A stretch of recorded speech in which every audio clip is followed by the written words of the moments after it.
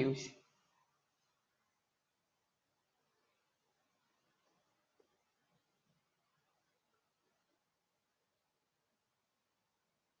Então, para começar, é super importante a gente pontuar a questão do ciclo hidrológico, que é de como acontece essa troca de água, tanto no quadro gasoso, quanto no quadro sólido, quanto no quadro líquido, certo?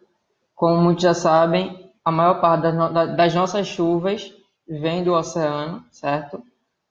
E passam para as nuvens e acontece o processo de evaporação, condensação, e daí acontece aquela questão do transporte até o processo de precipitação, e daí volta para a natureza e assim fica nesse ciclo, como aparece aqui nesse esquema, que é bastante simples e bastante esclarecedor.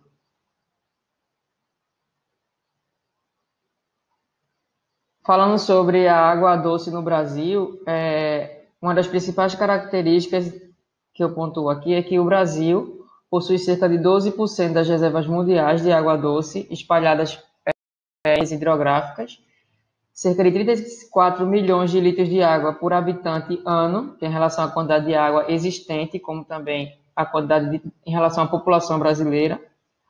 80% das águas brasileiras concentram-se na Amazônia, só que a região amazônica é a menos habitada do país.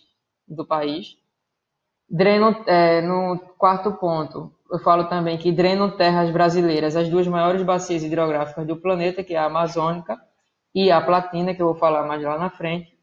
E também a maioria dos rios volumosos e perenes, que nunca secam. No Nordeste, na região de clima semiárido, temos rios intermitentes ou sazonais, eles secam em relação à estação do ano, ou seja, perenes, nunca secam, ou seja, é o ano todo, com o mesmo fluxo de água. E em relação aos rios intermitentes ou sazonais, a depender da época do ano, o volume de água diminui ou desaparece, certo? Permanecendo somente o formato do rio na paisagem, que é o rio que são os rios que caracterizam a região de clima semiárido, como por exemplo o nosso sertão e também outras partes do Nordeste. Aqui tem um panorama mundo, que é a distribuição da água no mundo, certo? Cerca de 69%, 69,8% das águas que tem essa cor azul clara são classificadas como calotas polares, certo? Que são uma parte da água doce, que são cerca de 2,5%, tá? E a outra parte de água salgada é 97,5%. Aí puxando para essa questão da água doce, que são esses 2,5%, dividindo 69,8% que são as calotas polares, 0,3% são rios e lagos, 29% são águas subterrâneas, que são os lençóis freáticos, e 0,9% são outros tipos de água, certo? Vocês podem ver que a maior parte do planeta é coberto por água salgada. E aqui em relação, continuando o que eu estava falando sobre água doce no Brasil, a maioria tem foz em estuário, eu vou falar mais na frente, e sendo a principal exceção é o delta do Parnaíba, que fica ali no Piauí. A drenagem é exorreica e todos desaguam no Oceano Atlântico, isso que eu vou falar lá na frente também. Predomínio de rios de planalto, grande potencial hidrelétrico. Por que grande potencial hidrelétrico? Porque quando o rio ele está numa altura adequada, como por exemplo em cima de um planalto, quando esse rio desce, ele desce com bastante velocidade, certo? Então, a partir do momento que uma construtora fixa uma hidrelétrica ali, a força do rio, ele vai começar a rodar as turbinas e gerar energia, certo? Como, por exemplo, a de Itaipu, que fica no Paraná, próximo às cataratas do Iguaçu, tá? O outro ponto é os rios brasileiros. São originários de três divisores de águas, como a Cordilheira dos Andes, que é onde nasce o rio Amazonas, tá? É onde nasce um dos afluentes do rio Amazonas. O Planalto das Guianas, que também é onde nasce um dos afluentes do rio Amazonas, tá? e as diversas subdivisões do Planalto brasileiro, ou seja, como a maior parte dos nossos rios são de Planalto, o terceiro divisor de água, um dos terceiros divisores mais importantes de água no Brasil, são rios de Planalto. Por exemplo, o Planalto Borborema é um grande divisor de água entre o rio Ipojuca e o rio Capibaribe. E também existem poucos lagos no Brasil. Em relação, um dos principais é a Lagoa dos Patos, no Rio Grande do Sul. Existe sempre uma dúvida: o que é lagoa, o que é lago e o que é laguna. Laguna serve, um exemplo de que um corpo de água, vamos dizer que uma lagoa, ela tem uma ligação com o mar, ou seja, dentro desse lago existe uma água não tão doce. Vamos dizer que a água é salobra pela questão de entrada de água salgada do mar. E daí essa lagoa vai deixar de ser chamada de lagoa para poder ser chamada de laguna. Ou seja, laguna é todo aquele corpo de água que recebe uma água salgada ou tem uma ligação com o mar, certo? E lago e lagoa, uns dizem que lago é em relação a uma extensão maior de um corpo de água, certo? E lagoa é uma extensão menor, tá? Aqui tipos de foz. Eu tenho uma foz em estuário, é aquele rio que já vai direto, que tem um canal direto para o mar, tá? Sem nenhuma interrupção ou sem nenhum obstáculo ou sem nenhuma divisão. Enquanto o tipo de foz em delta é aquele que tem já várias divisões, ou seja, várias ramificações desde a sua foz, desde o seu canal principal, melhor dizendo.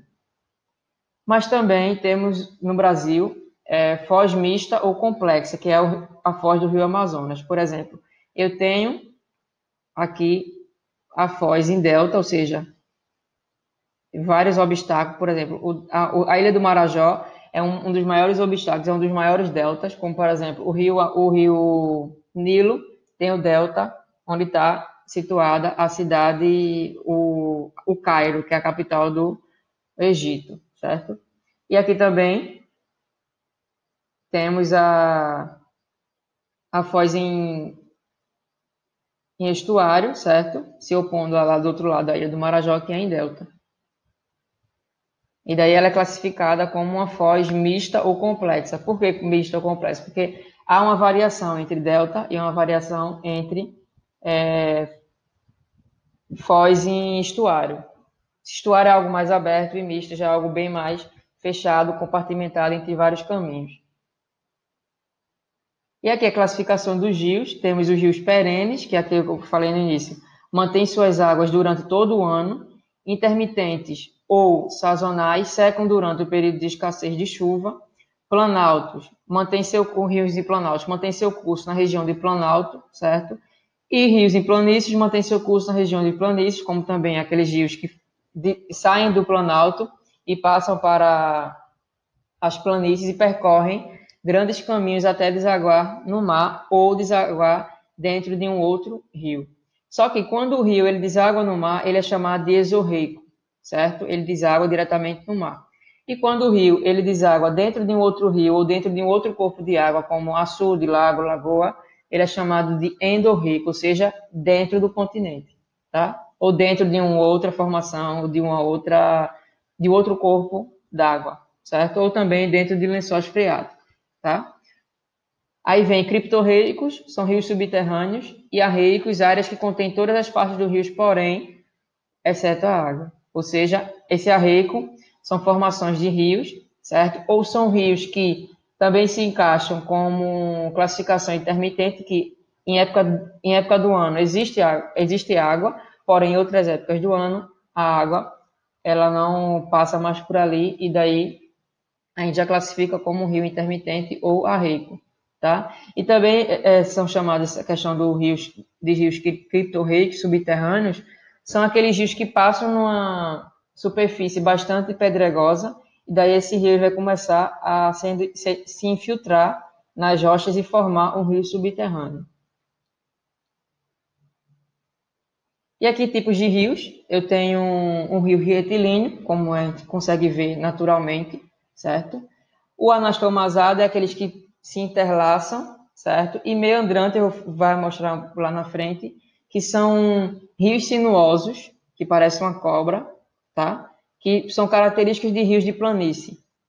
Que, por exemplo, ele começa em um lugar alto, ele vai descendo tranquilamente, e eles chegam numa planície extensa, certo? E daí ele vai perdendo força e vai ficando bastante lento. E aí ele vai formando curvas e mais curvas. Como aqui, por exemplo, nesses exemplos pequenos aqui, são antigos meandros, certo? Ou seja, aqui existia um curso de água, só que ele foi abandonado. E daí o rio tomou outro rumo. Enquanto o entrelaçado são um curso de rio, é um curso de rio único, porém ele tem vários canais dentro dele, tá? E aqui partes de um rio, certo? Tem um curso superior, a qual eu chamo de montante, ou seja, montante é a parte da montanha, tá? É a parte da nascente, certo? O curso intermediário é a metade do rio, tá? E o curso inferior é quando ele está próximo à sua foz, que pode ser em delta, como também pode ser em estuário, e aí é onde predomina toda aquela forma meândrica, ou seja, onde o rio perde força e vai formando o seu entrelaçado, tá? No curso superior é onde ele nasce, é onde tem boa parte dos seus afluentes, que são aqueles rios que carregam, que são aqueles rios que nascem, certo? Na parte mais alta e vem descendo, certo? O seu curso até chegar no rio principal. E aí, nesse curso intermédio, é onde se instalam boa parte das barragens, tá? É onde represam toda a água e daí fabricam energia. E um grande exemplo de rios, certo? É esse chamado rios voadores ou rios aéreos, tá? Que é um grande dispersor ou carregador de umidade para boa parte do Brasil. Mas como é que se forma esse rio voador? Vamos lá. No primeiro ponto aqui, é a partir do calor equatorial que evapora do oceano, ou seja, evapora a água do oceano e aí vem essa massa de ar que se formou da evaporação do oceano, ele é empurrado pelos ventos alísios, vocês vão ter isso lá na aula de climatologia, e essa grande massa de ar, de umidade, certo? Entra no continente, certo? E se instala na região amazônica. Essa massa de ar ela vai se descarregar, ou seja, ela vai se precipitar e vai ter uma troca de umidade. Essa troca de umidade faz com que essa massa de ar ela ganhe mais umidade ainda, ou seja, ela vai ficar bem mais carregada. Só que o 1 ele vai continuar atuando, ou seja, vai empurrando toda essa massa de ar, certo? E vai fazendo esse mesmo trajeto. Ele sai do oceano, entra na floresta amazônica, certo? E vem sendo canalizado, certo? Pela Cordilheira dos Andes, ou seja, a Cordilheira dos Andes faz com que faz o papel de uma barreira, fazendo esse seguinte percurso. Ele vem, a massa de ar, certo? A massa de umidade, melhor dizendo, e vem fazendo assim. O Andes ele vai barrar essa bolsa de água, esse rio, para que ele não passe para o outro lado, tá? Então ele vem e vai descendo para a região sul do Brasil ou região sul da América do Sul, para ali Uruguai, Paraguai e Argentina, tá? Então, A1 tem o calor equatorial que evapora dos oceanos, transportado pelos ventos alísios. 2, nuvem avança trocando umidade com a floresta, tá? O 3, chegando nos Andes, chuvas formam cabeceiras do Rio Amazonas. O que é isso também? Como essa massa de ar ela está bastante pesada, tem uma troca também de umidade, ou seja, boa parte da umidade da neve, que a água está congelada, ela vai sendo derretida pela questão da precipitação da nuvem que veio, dessa massa de umidade que veio da Amazônia, certo? E isso faz com que carregue, tá? E derreta mais ainda a neve do topo dos Andes. Então, essa água ela vai ser carreada, tá? E vai formar toda a cabeceira da bacia, boa parte da cabeceira da bacia amazônica. principalmente do principal afluente, tá? Do Rio Amazonas, que nasce lá no sul do Peru. E, por fim, chega o quarto ponto, que é o resto da umidade, e vem irrigar o sul e o sudeste do Brasil, como também boa parte da Argentina, tá? Como vocês viram ano passado, teve uma reportagem que o céu do sudeste, pela quantidade de fumaça que vinha sendo transportada pelos rios voadores, tá, da Amazônia. Por que essa fumaça? Por causa da questão da queima da floresta em relação à expansão da fronteira da agrícola, que quanto mais passa o tempo, mais ela avança dentro ao sentido interior da floresta amazônica, tá?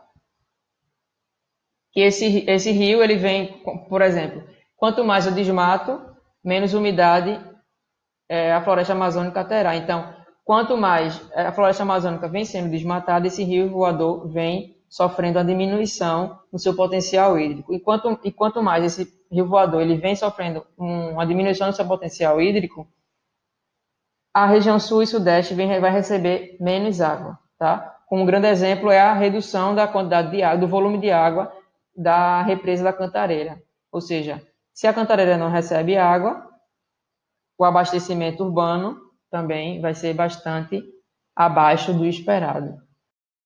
Vocês percebem que sempre está tudo interligado.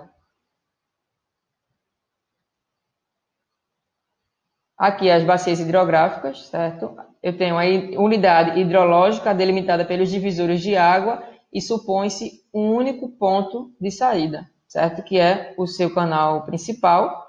E daí ele pode ser endorreico, ele pode ser exorreico, ele pode ser criptorreico, ele pode ser arreico, certo? Então, toda bacia hidrográfica ela tem mais ou menos essa formação aqui, de uma folha, tá? Por exemplo, aqui, esse ponto aqui se conecta com a planta, com o caule da planta, que é o canal principal, de onde se concentra a maior parte de água. Então, eu tenho o canal principal e seus subafluentes, que estão todos encaixados dentro de um divisor de água. Por exemplo, aqui nessa vertente, a vertente A e a vertente B serve de carregamento para o rio principal, como tem mostrando nessa imagem aqui. Porém, do outro lado dessa vertente, vamos supor aqui, dessa vertente aqui é A, aqui é B. Porém, o outro lado da vertente, a C, eu tenho a formação de um outro rio, ou seja, aqui, vamos dizer que aqui tem uma nascente, e essa nascente ela é subdividida por esse divisor de água, certo? Essa formação aqui. Só que essa formação, essa vertente aqui, serve para descer água para esse rio aqui, para o rio 1, e essa vertente aqui serve para descer água para o rio 2. Então, essa formação aqui a gente chama de divisores de água. E são os interflúvios que eu falei lá na aula de geomorfologia do Brasil. Dentro desse exemplo aqui, eu vou falar agora sobre as bacias hidrográficas brasileiras, tá? Que os principais usos dessas bacias são navegação, irrigação, abastecimento de água, pesca e produção de energia. Lembrando que produção de energia são aqueles rios que predominam em planalto, tá? Quanto mais alto, melhor, porque a questão do fluxo de energia pelo transporte é mais alto, isso facilita a rodagem das turbinas e facilita a questão da produção de energia, tá? Então, as 12 regiões hidrográficas brasileiras, eu tenho em verde a bacia amazônica, Tocantins e Araguaia em azul, certo? Atlântico Nordeste Ocidental, que também é classificado não como uma bacia principal, mas como uma subbacia, tá? Parnaíba, que mais ou menos predominantemente fica no Piauí. Aí vem Atlântico Nordeste Oriental, tá? Que fica aqui Ceará, Rio Grande do Norte, Paraíba, Pernambuco e Alagoas, certo? Essa aqui eu até que mostrei aqui no lugar errado. Atlântico Ocidental fica aqui no Maranhão, tá? Aí vem São Francisco, que nasce na Serra da Canastra, que eu vou falar lá na frente um pouco de cada uma. E deságua no Atlântico, tá? Passa entre Minas Gerais, Bahia, Pernambuco, Sergipe e Alagoas. Aí vem Atlântico Leste, Minas Gerais, Bahia e Alagoas, e Sergipe, perdão. Aí também vem o Atlântico Sudeste, Rio de Janeiro, São Paulo, e Espírito Santo e Minas Gerais. Aí vem uma questão bastante importante. Paraná, Paraguai e Uruguai formam a mesma bacia, certo? É a bacia Platina, é uma das maiores do mundo, como eu falei lá no início. E Atlântico Sul, que é a que fica no sul do Brasil. Aí aqui vem falar sobre a bacia amazônica, vocês podem ver que é bastante extensa e recebe bastante água de inúmeras partes do Brasil, certo? Como também de outras partes como dos países que fazem fronteira com o Brasil, certo? Ou o norte do Brasil, melhor dizendo. A bacia amazônica é a maior bacia brasileira, possui cerca de 3.904.393 quilômetros quadrados, tá? É o maior rio do mundo, tanto de margem a outra, como também de nascente a sua foz. Conseguiu superar o rio Nilo. O principal rio é o Amazonas, que nasce no Peru, na Cordilheira dos Andes. Esse rio tem a extensão de 7,075 quilômetros em relação ao maior do mundo mesmo, que é enorme. Os rios dessa região servem como via de transporte para a população. É um dos principais meios, é o principal meio de transporte terrestre ou fluvial da Amazônia, certo? Possui grande potencial hidrelétrico, afluentes do rio Amazonas, como também são pouco aproveitados, certo? Eu espero que continue sendo pouco aproveitados. Por quê? Porque a partir do momento que você instala uma hidrelétrica, parte da floresta ela se torna, acaba desaparecendo pela questão que vão ser afogadas e também em questão de boa parte das terras indígenas não vão ser realocadas, certo? Vão ser desaparecidas. Então, essa é a questão de um dos principais impactos para a instalação de hidrelétricas. Aqui uns exemplos de imagem, por exemplo, essa imagem aqui é um rio, rio meandricos, como a gente pode ver que é uma formação de uma serpente. A floresta é bastante densa pela alta taxa de umidade. Aqui é a questão da fauna, boto rosa, meio de transporte, é o principal meio de transporte da Amazônia é rio, é o barco. O encontro dos rios Negro e Solimões, ficou um pouco, apagou aqui, mas só que aqui embaixo é Rio Solimões. Aqui, esse Rio Solimões, ele nasce no Andes, certo? Ele é o principal afluente do Rio Amazonas, por isso que ele tem essa cor meio barrenta, tá? Porque ele é um rio caudaloso, ou seja, como ele vem de partes altas, então ele vem trazendo bastante sedimento na sua composição, enquanto o Rio Negro ele já vem de rios de planície, certo? Dentro de florestas. Então, essa água escura, ela vem bastante rica em matéria orgânica, porque é um rio que vem por dentro da floresta. Então, ele é um rio mais calmo e um rio bem... não em relação a poluído, mas é menos mexido, vamos dizer, em relação ao Rio Solimões. E aqui também é um dos maiores peixes do mundo, que é o pirarucu, de água doce. E aqui dentro da bacia amazônica a gente encontra o aquífero Alter do Chão, certo? Eu vou passar direto desse, mas eu vou falar lá na frente em relação a um exemplo que tem comparando melhor o aquífero Alter do Chão como também o aquífero Guarani. E aqui é a bacia Platina, certo? Pode ver que ela é bastante extensa e ela também, boa parte da sua água, ela serve para poder ajudar a população que sobrevive nessa região aqui. A bacia Platina ela drena terras do Brasil, Paraguai, Uruguai e Argentina. É constituída por 3 bacias, Paraná, Paraguai e Uruguai, que desaguam entre a Argentina e o Uruguai. Por que não no Brasil? Porque o Rio Paraná ele nasce no Brasil, porém ele deságua lá na Argentina. O Rio Paraná é um afluente, um dos principais afluentes do Rio da Prata, que é aquele que deságua entre Buenos Aires e o Uruguai. A bacia Platina, certo? É a bacia do Paraná, é a segunda maior bacia brasileira, como eu falei. É a bacia que tem o maior aproveitamento hidrelétrico, que é o Itaipu. Principal rio Paraná, junção dos Rios Grande e Parnaíba, tá? Com esse exemplo aqui, ele é bastante importante, tanto para a questão de energia como também para a questão turística. Aqui é a eclusa no rio Tietê. O que é uma eclusa? Eclusa é como se fosse vamos dizer aqui, quando esse portão só, aqui é um portão, tá? É um porto, aqui é um porto, e aí aqui é um canal. Quando o barco entra aqui, a água do rio o nível do rio tá bem abaixo do esperado. Mas como é que a população vai conseguir chegar aqui em cima? O que acontece? Esse portão ele abre, tá? E a água ela vai entrar e esse barco ele vai subir. Então, se ele sobe, a população ele tem facilidade de passar para o outro lado, certo? Ou seja, ele entra nesse canal com a água no nível alto, a população sai, esse portão fecha e aí a água desce. E aí ele segue seu caminho, tá? A hidrovia Tietê-Paraná é bastante importante.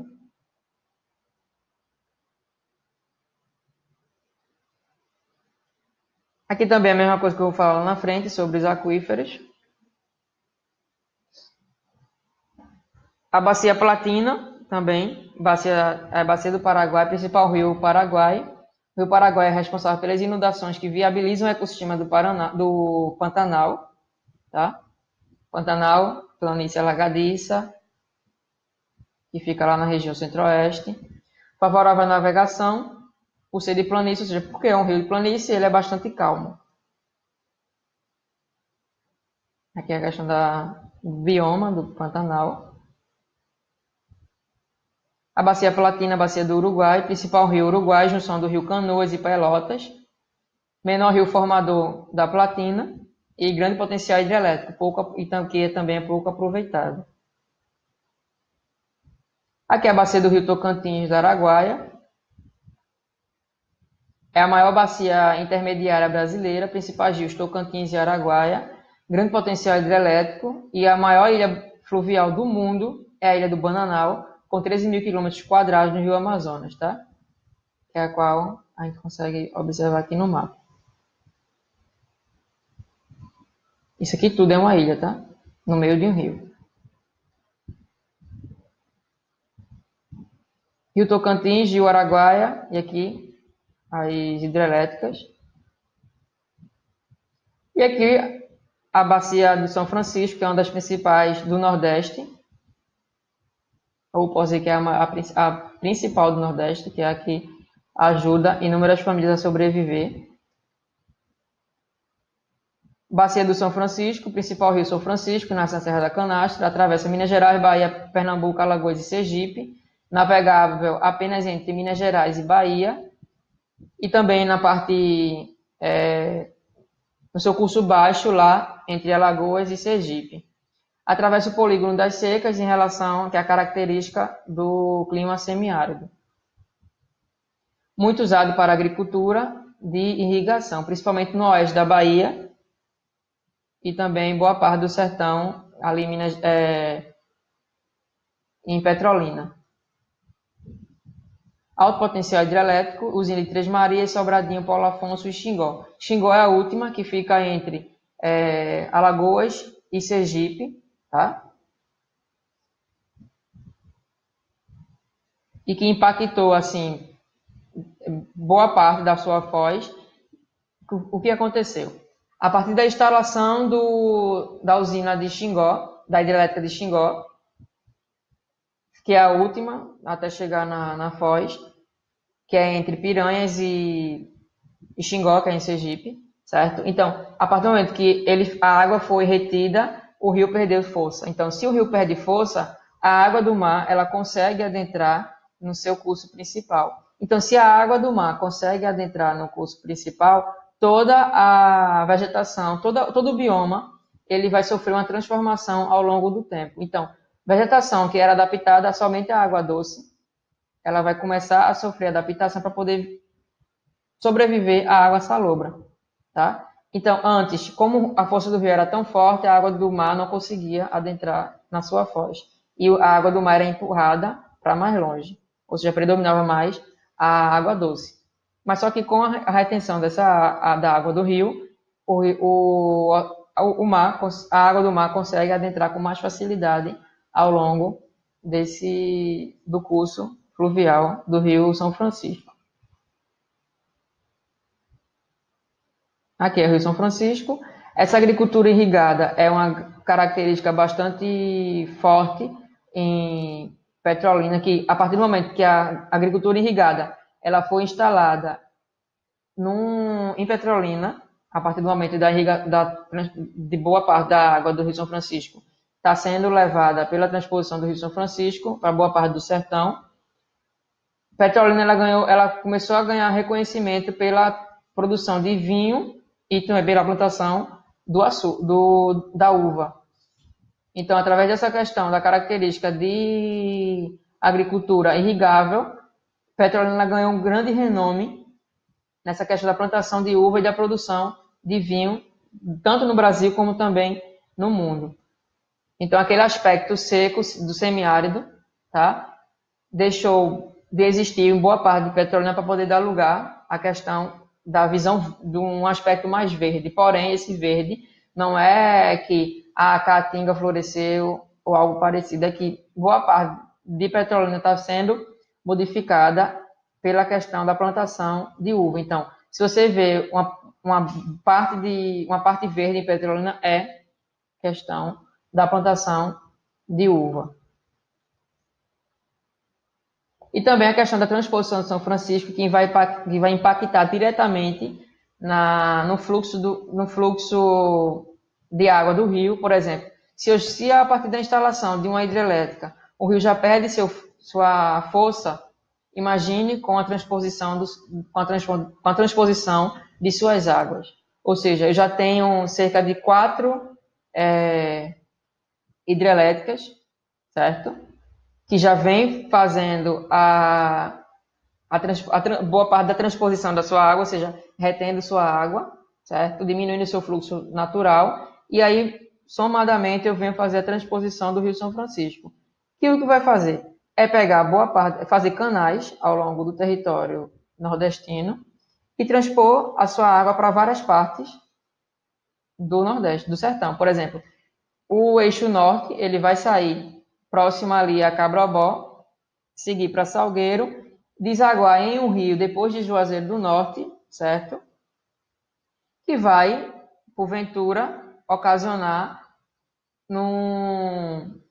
vamos dizer, no aumento de água em rios de pequeno porte, certo? Ali na divisa do Rio Grande do Norte, certo? Aqui, como também servir para abastecimento de Fortaleza. É uma distância muito grande. Então, a partir do momento que a distância é muito grande, e uma coisa bastante importante de mencionar é que esses canais, eles não são cobertos.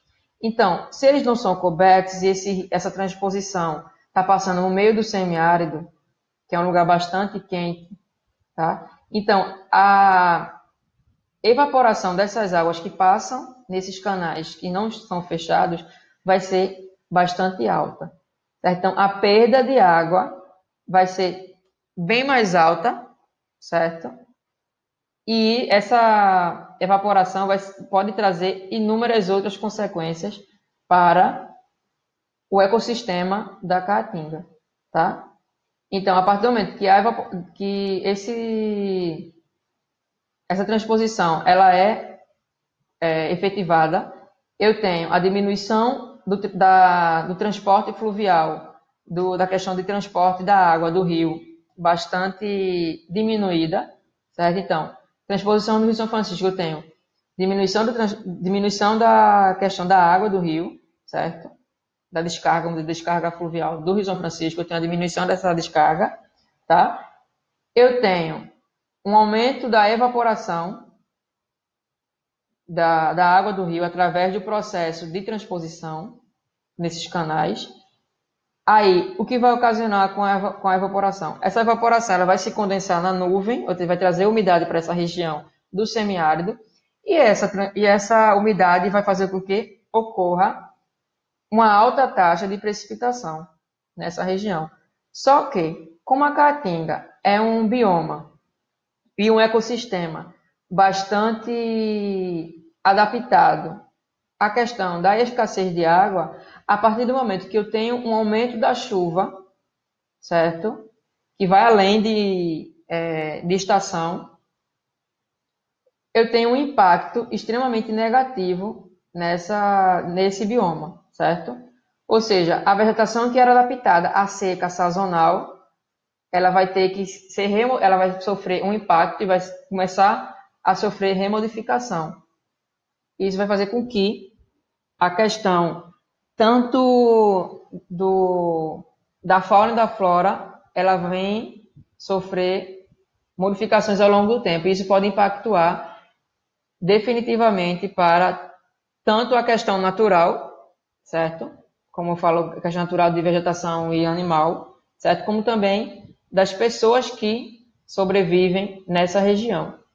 Então, a transposição de São Francisco, ela tem um ideal, pode ser positivo, porém, quando a gente vai entender as entrelinhas, a gente consegue pontuar inúmeros pontos negativos. E um dos principais deles é que essa transposição ela não vai servir para parcelas pobres dessas comunidades que vivem no sertão, tanto na cidade como também em pequenas vilas, mas principalmente para regiões, para grandes latifundiários que querem sobreviver da agricultura irrigável, ou seja, se essa transposição passa dentro de como eu posso dizer, dentro de um latifúndio, por exemplo, dentro de uma área que pertence a um fazendeiro, por exemplo, um grande agricultor, essa transposição ela não vai ajudar pequenas famílias, ela vai ajudar aos grandes latifundiários. Por exemplo, se tem uma comunidade do lado de um grande latifúndio, essa pequena comunidade ela não vai poder usufruir dessa água que passa dentro dessa cerca, tá? Então isso pode fazer com que aumente mais ainda a questão do avanço da pobreza na região do sertão nordestino, certo? E um grande problema é que a transposição de São Francisco ela foi criada para poder trazer água para regiões que sofrem com a seca, tá? A seca ela é um problema natural. Então você pode fazer o que for, tá? Só que a seca ela sempre vai permanecer, porque ela é algo climática, ela é algo natural. Então não vai ser nenhuma obra faraônica que vai diminuir o processo da seca, a ação da seca, tá? Ou o resultado da seca. O que tem que ser feito é adotar medidas, certo? Projetos, enfim, inúmeras capacitações que façam com que as populações que estão localizadas nessa região do semiárido sobreviva, tá? A tanto seca em pequeno tempo, como também secas de longas durações.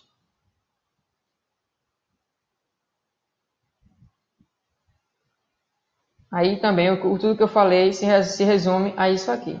Então, a crítica da transposição, custo muito alto, tem alternativas mais baratas, como as cisternas, certo? Vai poluir os reservatórios de água da região devido à falta de saneamento básico, em relação a se essa transposição passar em boa parte de cidades grandes. Não vai resolver os problemas do sertão, ou seja, a seca vai continuar e o sertão vai continuar sertão e o semiárido vai continuar semiárido, só que com os seus impactos, através da questão da umidade, como eu falei antes. Danos ambientais irreversíveis ao clima e à biodiversidade, que eu já tinha falado, e vai servir ao capital, que é em relação à fruticultura irrigada, como também as outras nuances do agronegócio, tá?